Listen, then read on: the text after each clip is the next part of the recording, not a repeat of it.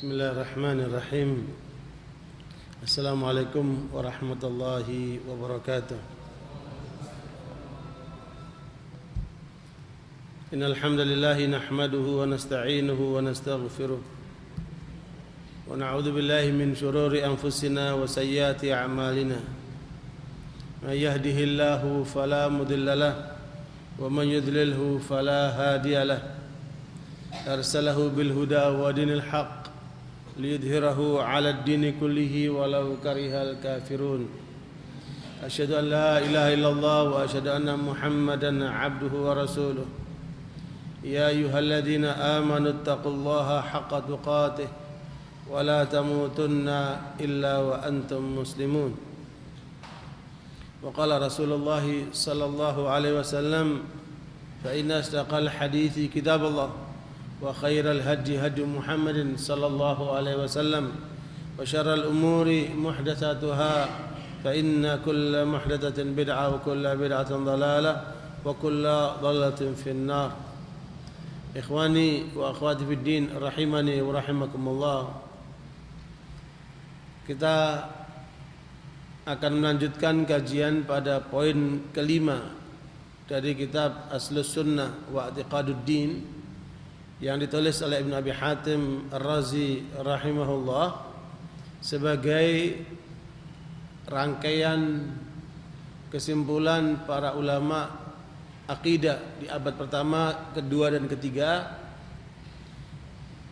di mana poin yang kelima ini melanjutkan apa yang kita kaji pada kesempatan yang lalu, yaitu wa annal 'asharatal ladzina sammahum Rasulullah sallallahu alaihi wasallam wa syahida lahum bil jannah ala ma syahida bihi wa qauluhul haq, bahwa ada 10 sahabat Nabi yang dijamin masuk surga oleh Rasulullah sallallahu alaihi wasallam, dan disebutkan namanya satu-satu dengan jaminan surga sesuai persaksian Rasulullah sallallahu alaihi wasallam, dan pernyataannya itu pasti benarnya. Dan kita sebagai umat Nabi Muhammad sallallahu alaihi wasallam telah diwajibkan oleh Rasulullah sallallahu alaihi wasallam untuk mengikuti Rasulullah, mengikuti para sahabat, mengikuti Rasulullah dan para sahabat, sebagaimana hadis Nabi SAW, sebagaimana riwayat Abu Dawud, Tirmidzi dan yang lainnya. Rasulullah menyebutkan, alaikum bisunnati wa sunnatil khulafa rasyidin al-mahdi min ba'di wa 'addu 'alaiha bin nawajid, atau kama qala sallallahu alaihi wasallam. Bahwa Nabi menyebutkan kepada kita dari rangkaian hadis yang panjang, di antaranya adalah kalian wajib berpegang dengan sunnahku dan sunnah khulafa rasyidin setelahku yang telah mendapatkan petunjuk, dan gigitlah erat-erat dengan gerahammu untuk menjadikan mereka sebagai panduan di dalam mengikuti ajaran Islam. Ikhwani barakallahu fikum, makanya bukan hanya itu, bahkan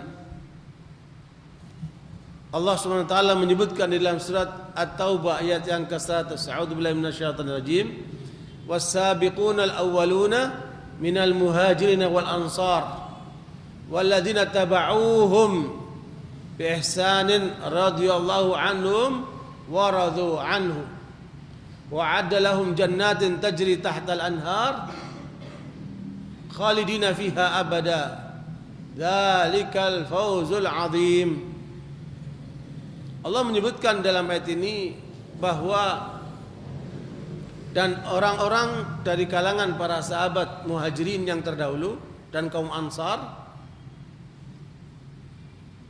dan siapa saja yang mengikuti mereka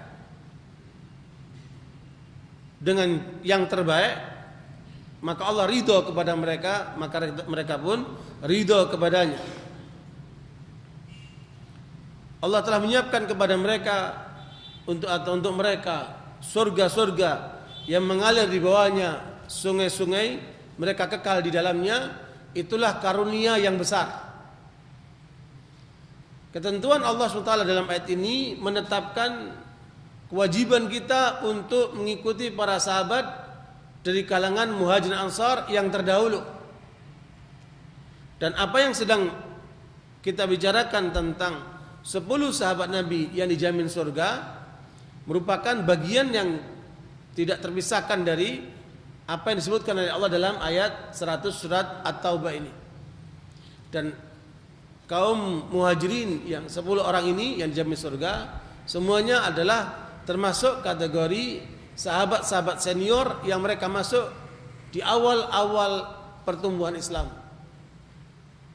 Adapun 4 sahabat utama yaitu para khulafa rasyidin sudah kita bicarakan pada poin sebelumnya, sehingga kita tidak membicarakan lagi tentang masing-masing orang dari 4 sahabat utama Nabi ini yang kemudian mereka menjadi khulafa rasyidin dan menjadi panutan bagi para penguasa yang ingin menerapkan hukum Islam dalam struktur negara, supaya kemudian mengambil pelajaran dari para khulafa rasyidin. Begitu pula para ulama yang kemudian berposisi sebagai pengarah umat dan kemudian penasihat buat para penguasa itu juga perlu untuk mengambil pelajaran dari para khulafa rasyidin yang terbukti telah mempraktekkan Islam dalam struktur negara, dan mereka juga sebagai ulama. Jadi mereka sebagai penguasa sekaligus sebagai ulama. Ya, memang sekarang banyak kecenderungan penguasa bukan ulama dan ulama bukan penguasa. Nah, pada diri para khulafa rasyidin tercakup 2 kelebihan ini. Mereka ulama, mereka juga penguasa yang menjalankan kekuasaan sesuai dengan hukum Islam untuk mensejahterakan masyarakatnya dunia dan akhirat. Dan itulah tujuan politik dalam Islam. Bukan hanya sebatas meraih kekuasaan atau meraih kursi atau mencapai kedudukan, popularitas, harta dan sebagainya, tapi justru bagaimana untuk mensejahterakan umat Islam dan para penduduk yang tinggal di wilayah hukum Islam agar mereka sukses dunia dan akhiratnya. Sekaligus kita akan melihat sisi-sisi kemanusiaan yang ada pada para sahabat senior ini, untuk menjadi pelajaran buat kita agar kita bisa mengikuti mereka, sebagaimana Allah telah mengisyaratkan bahwa siapa yang mengikuti para sahabat ini akan diridhai oleh Allah SWT, karena Allah telah ridho kepada mereka. Sehingga karenanya sekalian penting sekali, apalagi di zaman ini kecenderungan masyarakat mengenal sahabat semakin mengecil, semakin melemah.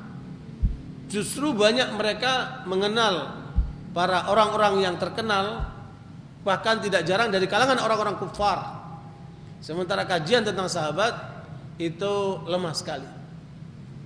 Nah, di antaranya adalah kita ingin mengembalikan umat ini sebagaimana pernyataan Imam Malik rahimahullah, la yasluha akhiru hadhil ummah illa bima salaha bihi awwaluha. Ya, umat yang terakhir ini tidak akan pernah beres kalau tidak mengikuti jejak umat yang pertama itu. Di antaranya adalah 10 orang yang dijamin surga oleh Rasulullah SAW dari kalangan para sahabat yang dikenal dengan al-mubasysyaruna bil jannah. Karena waktu Isya sudah tiba, kita stop dulu dan kita lanjutkan setelah adzan insyaallah. Jazakumullah khair. Dagangan Abdurrahman bin Auf yang mencapai 700 ekor onta dengan segala perlengkapannya di saat orang sedang susah karena terjadi paceklik panjang. Orang pun geger betapa kayanya Abdurrahman bin Auf, betapa beruntungnya Abdurrahman bin Auf, karena kekayaan yang melimpah seperti itu. Bayangkan satu ekor onta itu harganya sama dengan 2 ekor sapi. Ya, kalau kita nilai onta di Indonesia enggak terbayang. Kalau kita sebut 2 sapi terbayang berapa harganya. Ya. Nah, itu mencapai 700 ekor onta. Kalau nilai sekarang pasti miliaran itu. Belum lagi barang-barang yang dibawa oleh onta itu. Makanya pantas kalau kemudian masyarakat hiruk pikuk menyuarakan betapa hebat Abdurrahman bin Auf. Dalam kondisi susah dia punya perdagangan sebanyak itu. Pada saat orang lagi ribut membicarakan perdagangan Abdurrahman bin Auf, Aisyah radhiyallahu anha mendengarkan tentang berita kedatangan perdagangan Abdurrahman bin Auf yang mencapai 700 ekor onta dan seisinya itu. Maka Aisyah radhiyallahu anha menyampaikan satu riwayat yang beliau dengar dari Rasulullah SAW, bahwa kasihan Abdurrahman bin Auf karena dia akan masuk surganya merangkak. Ya, padahal dia dijamin oleh Nabi masuk surga. Tapi model masuk surganya apa? Merangkak. Ya. Nah, ketika informasi itu sampai ke telinga Abdurrahman bin Auf, langsung beliau mendatangi Aisyah radhiyallahu anha mempertanyakan kebenaran informasi yang dia dengar itu. Kata Aisyah, benar, saya mendengarkan Rasulullah seperti itu. Maka Abdurrahman bin Auf langsung mengatakan, seluruh perdagangan yang aku miliki baru datang dari Syam itu aku keluarkan fisabilillah. Barangkali dengan itu menjadi penyebab aku masuk surganya dengan berdiri, tidak lagi merangkak. Ya. Ini adalah satu bentuk motivasi kepada siapa saja di antara kita yang dikaruniai oleh Allah harta. Jangan lupa untuk menggunakan harta itu di jalan Allah Subhanahu wa taala. Saya membaca satu riwayat yang sahih dari Nabi SAW bahwa orang yang berharta itu ada 3 macam. Nah, harta yang pertama dimiliki oleh seseorang, saat itu harta mengatakan, wahai fulan, engkau tahu aku ini adalah hartamu, dan silakan kamu gunakan atau kamu tinggalkan, tergantung kamu. Aku akan mengikuti kehendakmu, kata si harta itu. Makanya jenis orang seperti ini, dia akan menggunakan harta itu hanya tergantung hawa nafsunya. Saat senang, saat tidak senang, mana saat dipakai, mana tidak dipakai. Sehingga harta itu hanya sebatas alat, ya, sesuai dengan bagaimana orang itu menggunakannya. Jenis harta yang kedua mengatakan kepada si pemiliknya, wahai fulan, engkau memiliki aku, ya, silakan kamu gunakan aku, tapi aku sampai mengantarkan kamu saat kamu meninggal saja. Ya, dan ini adalah jenis manusia yang ketika punya harta hanya digunakan untuk kepentingan-kepentingan hidupnya, tapi tidak digunakan untuk akhirat. Ketika dia meninggal, maka harta itu akan beralih ke tangan orang lain. Ya, bisa keluarganya memperoleh harta waris atau pihak lain yang menguasai harta itu. Nah, kedua manusia ini akan rugi, kata Nabi SAW. Maka kalau punya harta, jadilah yang ketiga. Harta itu mengatakan, wahai fulan, aku siap untuk melaksanakan keinginan kamu, dan aku siap untuk menyertaimu sampai di kuburan. Itulah harta yang bermanfaat. Itulah harta yang digunakan untuk ketaatan kepada Allah. Itulah harta yang digunakan untuk membangun akhiratnya. Sehingga harta inilah yang akan menyertai dia sampai ke dalam kuburan, sampai kepada menghadap Allah Subhanahu wa taala. Dan itulah yang dipraktekkan oleh Abdurrahman bin Auf radhiyallahu anhu. Bahkan dalam satu riwayat, Abdurrahman bin Auf ini pernah menjalankan ibadah haji dari awal perjalanan sampai dia pulang, doanya cuma satu, ya Allah, jangan engkau jadikan aku orang pelit. Ya Allah, jangan engkau jadikan aku orang pelit. Sehingga sahabat lain bertanya, apa enggak ada doa lain wahai Abdurrahman, kok kamu cuma doanya itu? Kata Abdurrahman bin Auf, demi Allah, kalau Allah mengangkat sifat pelit dalam diriku, maka seluruh kebaikan akan terbuka. Makanya lihatlah orang yang pelit itu, ya, orang yang sangat merugi. Orang yang pelit itu dia akan tidak disukai oleh orang sekitarnya. Namanya pelit kan? Ya, dia akan mempertimbangkan hartanya sedemikian rupa sehingga orang lain merasa tidak nyaman dengan orang seperti ini. Ya, dijauhi oleh banyak orang karena pelitnya itu. Kemudian orang yang pelit itu jauh dari surga. Ya, orang yang pelit itu juga dibenci sama Allah SWT. Jadi orang pelit itu jauh dari manusia, dia dibenci oleh Allah, dan dia jauh dari surga. Dan dia dekat kemana? Ke neraka, naudzubillah min dzalik. Makanya ambillah pelajaran dari sikap Abdurrahman bin Auf yang beliau menggunakan hartanya di jalan Allah, dan disaksikan oleh Rasulullah bahwa Abdurrahman bin Auf adalah hamba Allah yang saleh. Ada satu kejadian menarik dengan Abdurrahman bin Auf pada waktu perang Tabuk. Di saat Rasulullah SAW sedang buang hajat dan wudu, rupanya jamaah sudah tidak sabar untuk menjalankan sholat. Ya, seseorang komat dan kemudian Abdurrahman bin Auf menjadi imam. Sementara Rasulullah datang terlambat. Baru pertama kali kejadian itu. Rasulullah SAW sholat diimami oleh siapa? Abdurrahman bin Auf. Tapi Rasulullah kemudian mengomentari, ya, beruntunglah seorang nabi yang diimami oleh hamba Allah yang saleh. Subhanallah. Baru kejadian pertama kali itu. Ya, selebihnya enggak pernah terjadi nabi diimami oleh orang lain kecuali kejadian itu.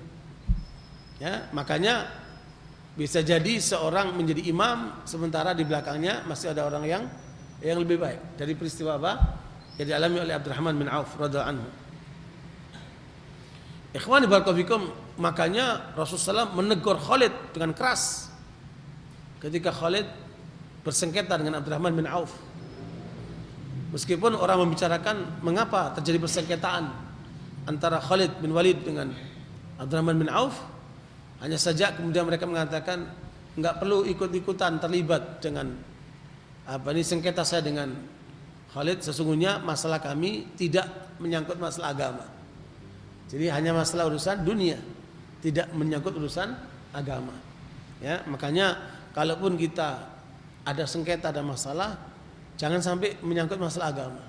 Kalaupun ada, dan mudah-mudahan tidak ada, itu hanya sebatas urusan dunia saja. Makanya ketika Khalid mengeras kepada Abdurrahman bin Auf, dan Khalid terkenal seorang pemberani, ya, mengatakan kata-kata yang keras, maka Nabi menegur, la tasubbu ahadan min ashabi. Jangan kalian berani mencaci atau mencela sahabatku. Fa inna ahadakum, sungguh seseorang di antara kalian. Dan ucapan ini ditujukan kepada Khalid bin Walid. Lau anfaqa mithla uhdin dhahaba. Seorang di antara kalian menginfakkan hartanya sebesar gunung Uhud itu. Emas. Gunung Uhud itu gunung yang besar. Ya. Kalau gunung Uhud itu emas, kemudian seorang menginfakkan hartanya sebesar gunung Uhud itu emas, maka sungguh tidak akan menyamai ma adraka mudda ahadihim wala nasifah. Tidak akan menyamai segenggam sedekah yang dikeluarkan oleh sahabat-sahabat itu. Atau separuhnya, separuh genggamnya. Jadi sebesar gunung Uhud diinfakkan oleh seseorang yang bukan sahabat Nabi terdahulu itu, termasuk Khalid bin Walid.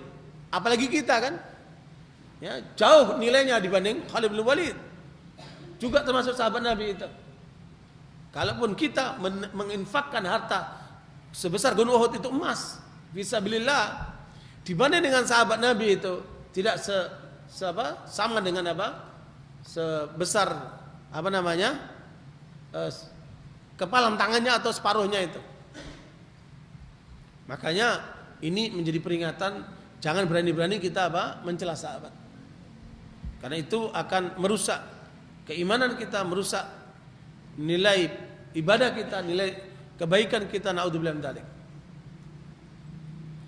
Ikhwan barakallahu fikum, dari Abdurrahman bin Auf kita akan banyak pelajarannya.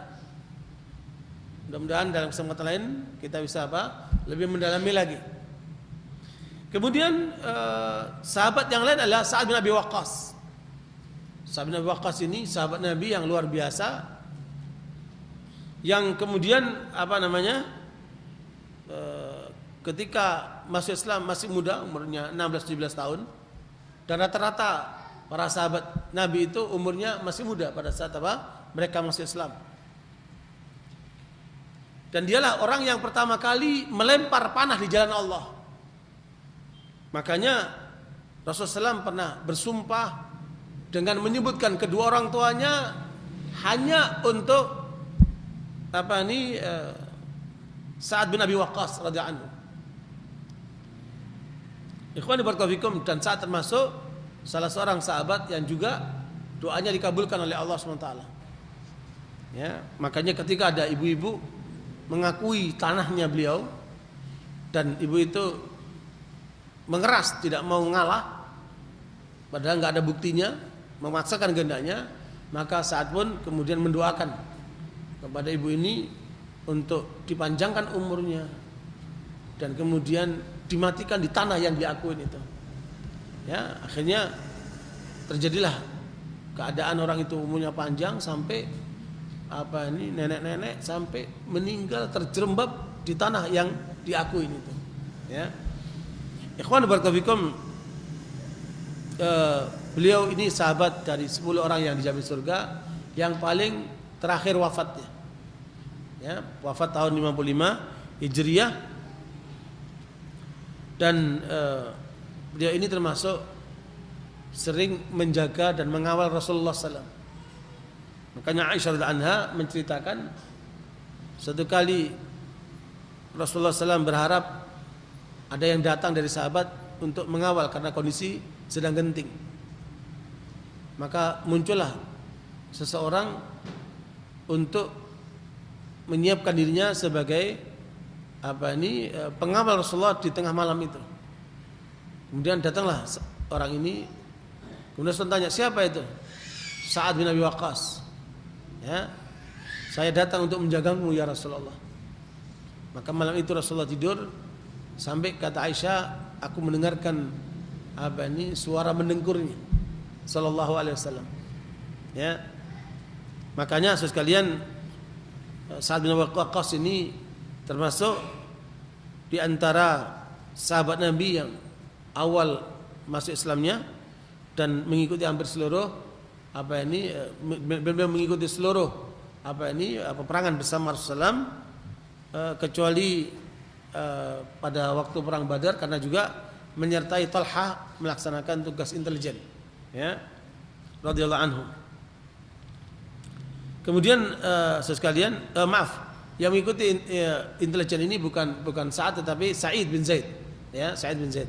Dua orang yang telah menjadi intelijen Rasulullah sallallahu alaihi wasallam. Nah, yang ke-9 adalah Sa'id bin Zaid ini. Sa'id bin Zaid ini sahabat Nabi yang termasuk anak paman dari Umar bin Khattab. Berarti dia sepupu Umar bin Khattab, Sa'id bin Zaid ini. Ya. Beliau termasuk sahabat yang dijamin surga oleh Rasulullah SAW. Tadi disebutkan anaknya 31, tapi oleh Ibnu Jauzi tidak disebutkan berapa jumlah anaknya, dan beliau meninggal pada umur 70 tahun lebih, yang termasuk umurnya panjang dan hidupnya penuh diberkahi oleh Allah SWT. Dan beliau termasuk yang memperoleh ghanimah langsung dari tangan Rasulullah sallallahu alaihi wasallam. Barangkali yang akan banyak kita ambil pelajaran adalah yaitu Abu Ubaidah Amir ibn Jarrah.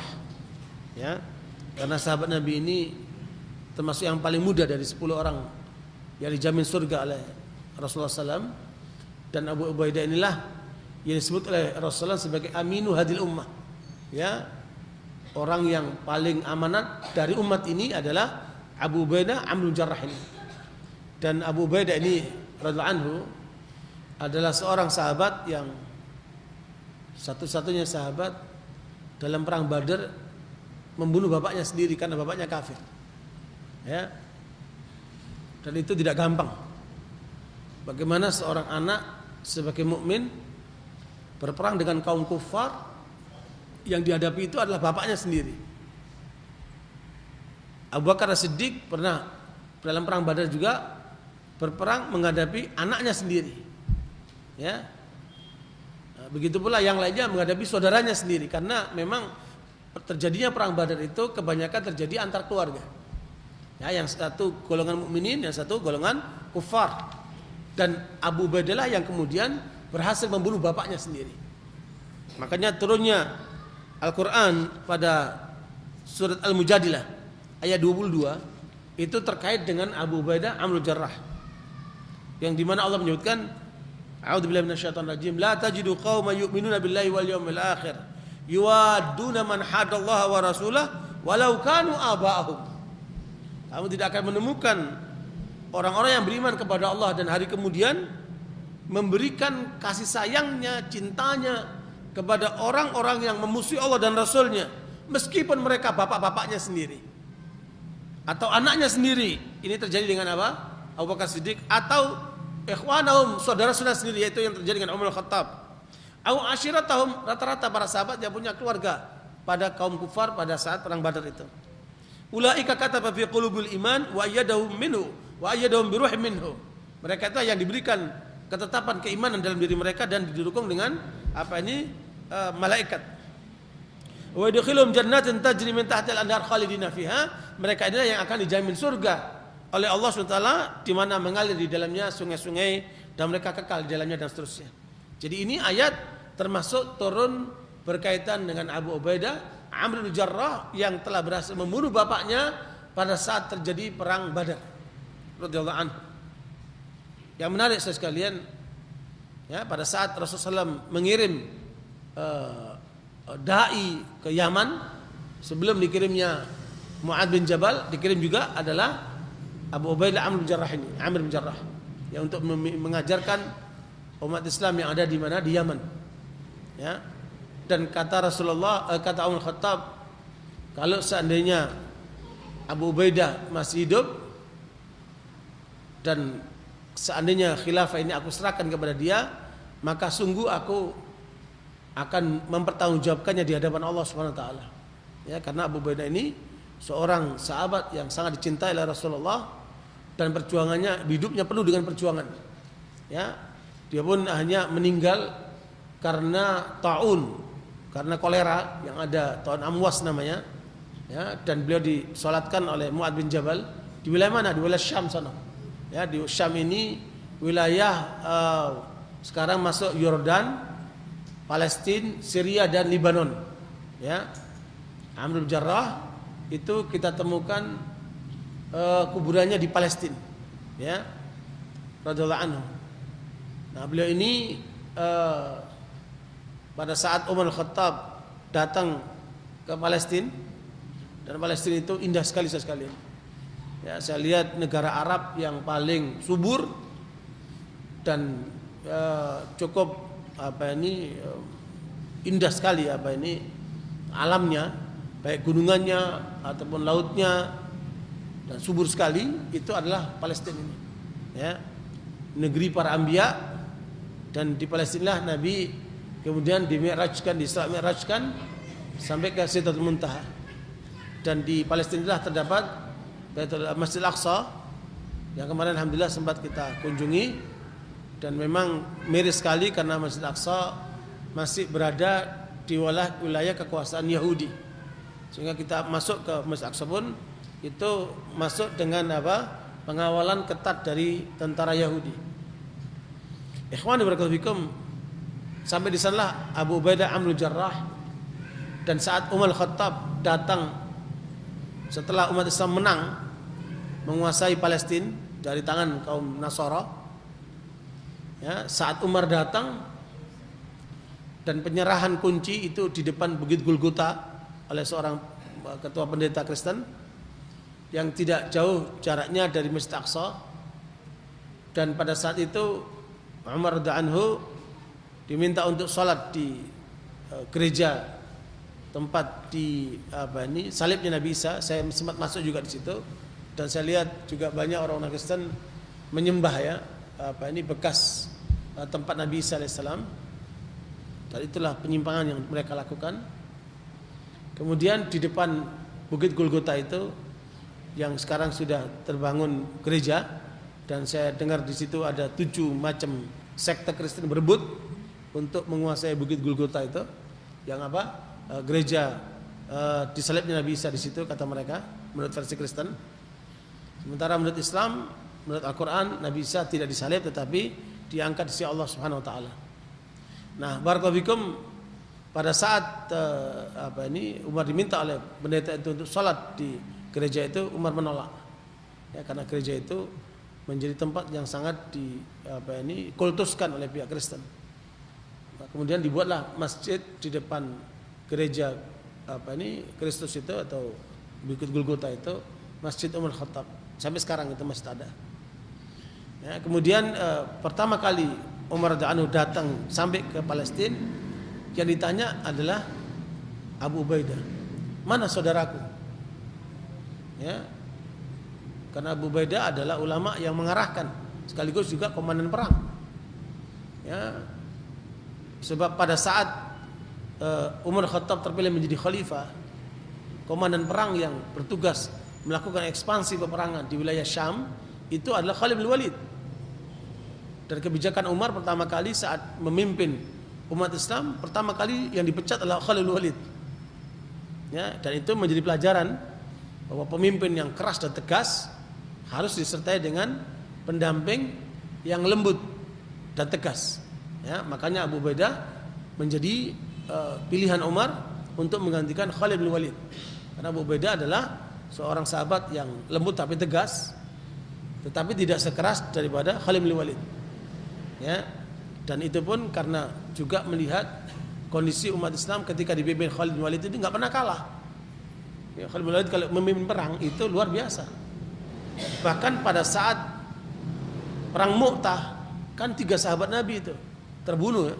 3 sahabat utama itu terbunuh. Ya, di antaranya Abdullah bin Rawahah.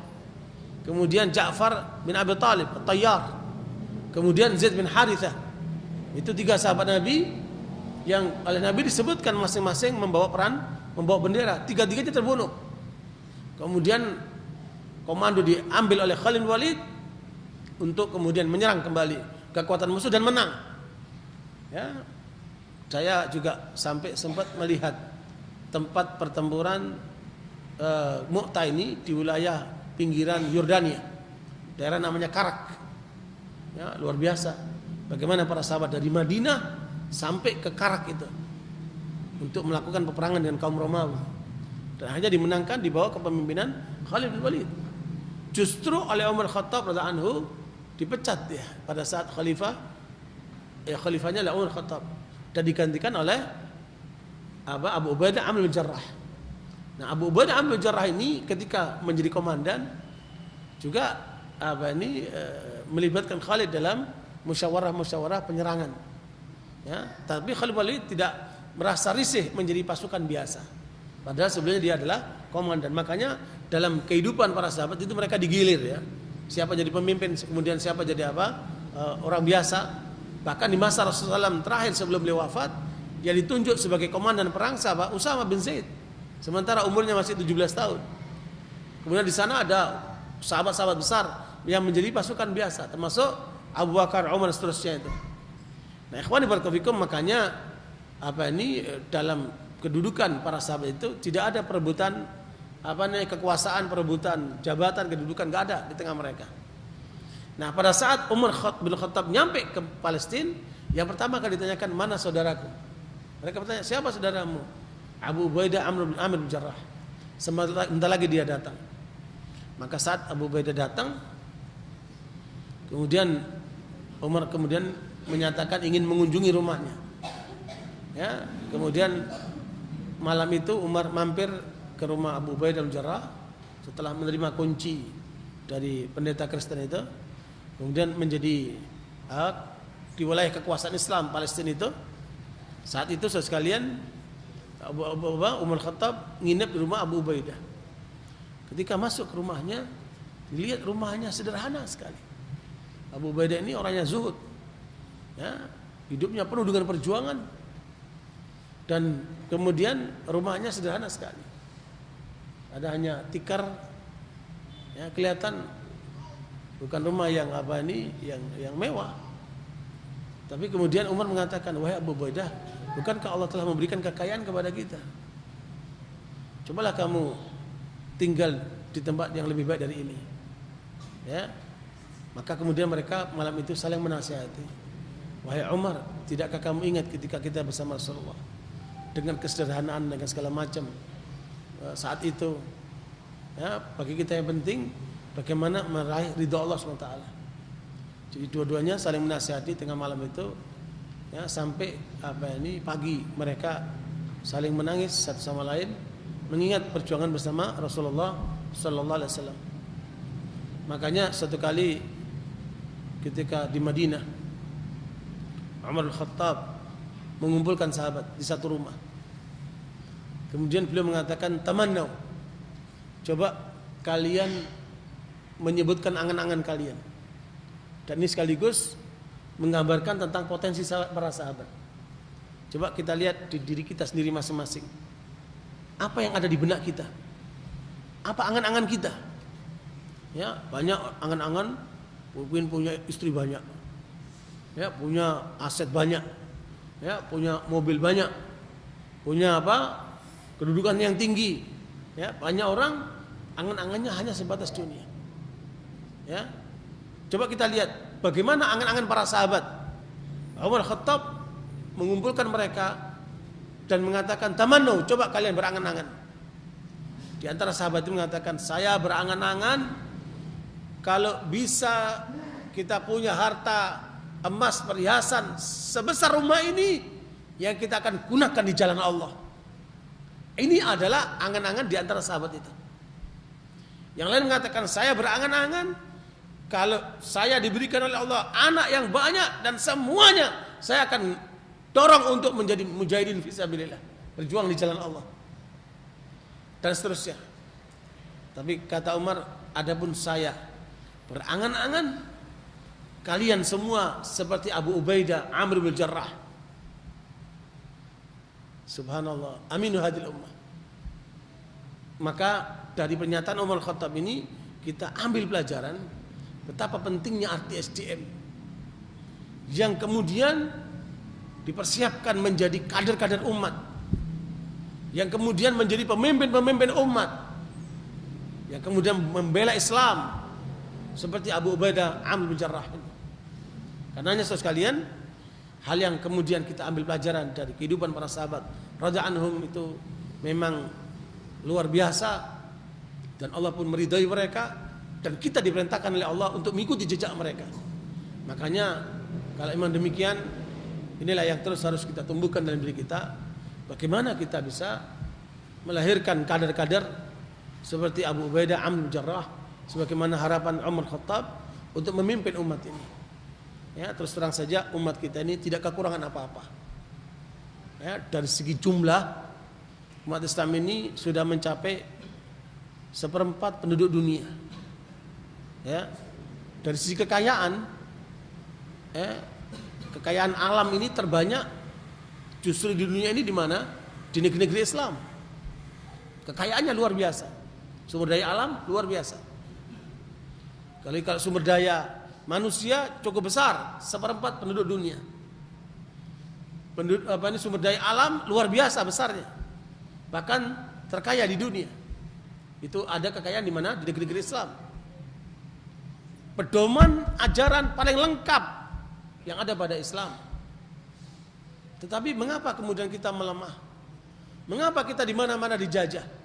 Mengapa kemudian kita tidak berkualitas? Ya, dan semua mengharap-harapkan, mengelulukan lahirnya pemimpin dari umat Islam yang bisa membawa kepada kejayaan Islam. Dan itulah yang disebutkan oleh Umar Khattab, kalau kalian bisa menjadi personal, menjadi kader-kader seperti Abu Ubaidah, Amr bin Jarrah. Dan inilah sebagai salah seorang yang paling muda dari antara seluruh 10 sahabat Nabi dijamin surga oleh Rasulullah SAW.